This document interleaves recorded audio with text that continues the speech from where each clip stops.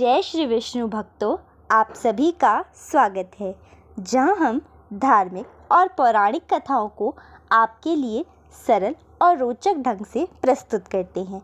आज हम कार्तिक मास महत्म कथा के अध्याय 9 का वाचन करेंगे। इस कथा के श्रवण और स्मरण से जीवन में सुख, शांति और समृद्धि प्राप्त होती है। अगर आपको यह कथा अच्छी लगे तो कृपया हमारे चैनल को सब्सक्राइब करें और वीडियो को लाइक ज़रूर करें। आइए आरंभ करते हैं कथा का पाठ। अध्याय 9 की इस कथा में राजा धर्मकेतु और महामुनि नारद का संवाद बताया गया है। एक समय की बात है जब राजा धर्मकेतु ने अपने जीवन में व्याप्त संकटों को समाप्त करने के लिए भगवान विष्णु का स्मरण करते हुए नारद मुनि से समाधान पूछा। राजा ने नारद जी से कहा, हे मुनिवर, मेरे जीवन में बहुत सारी कठिनाइयां हैं। शत्रु हर समय मुझे हानि पहुंचाने का प्रयास कर रहे हैं। कृपया मुझे कोई ऐसा उपाय बताइए जिससे मेरे समस्त कष्ट समाप्त हो सके। इस पर नारद मुनि ने उन्हें कार्तिक मास में भगवान विष्णु की पूजा करने का महत्व बताया। उन्होंने कहा, हे राजन, कार्तिक मास का विशेष महत्व है।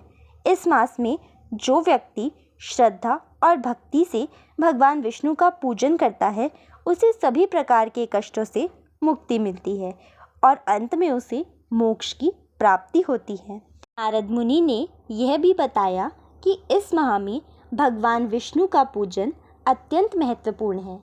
तुलसी जी जो भगवान विष्णु की प्रिय मानी जाती हैं और तुलसी के पूजन से भगवान विष्णु शीघ्र प्रसन्न होते हैं।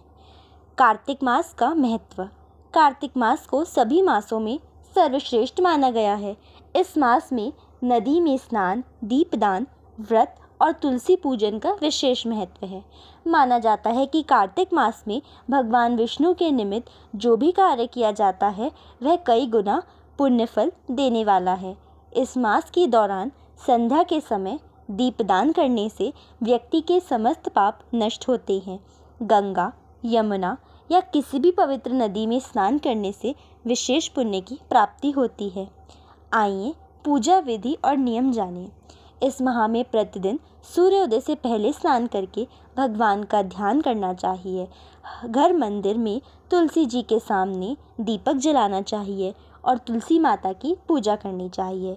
भोजन में सात्विक आहार लेना चाहिए और इस माह से अहिंसा, सत्य और शांति का पालन करना चाहिए।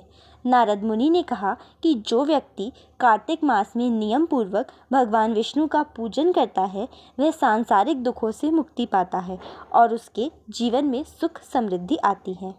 इस प्रकार राजा धर्मकेतु ने नारद मुनि के बताए अनुसार कार्तिक मास में भगवान विष्णु और तुलसी माता का पूजन किया। उसके जीवन में सभी संकट समाप्त हो गए और उसका राज्य फिर से सुखी और समृद्ध हो गया। जो भी व्यक्ति इस कथा को सुनता है या सुनाता है उसे जीवन में शांति और प्रसन्नता प्राप्त होती है।